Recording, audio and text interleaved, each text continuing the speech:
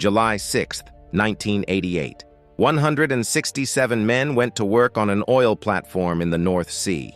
Only 61 would make it home alive. Piper Alpha was supposed to be the safest rig in the world. Instead, it became a death trap. It started with a simple maintenance error.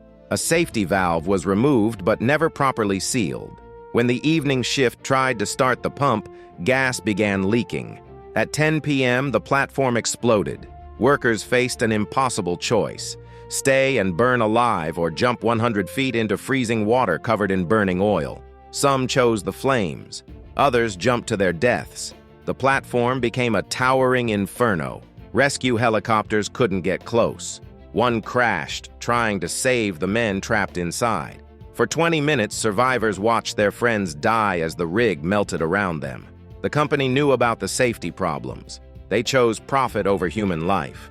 Piper Alpha remains the deadliest offshore disaster in history. 167 families destroyed by preventable failures.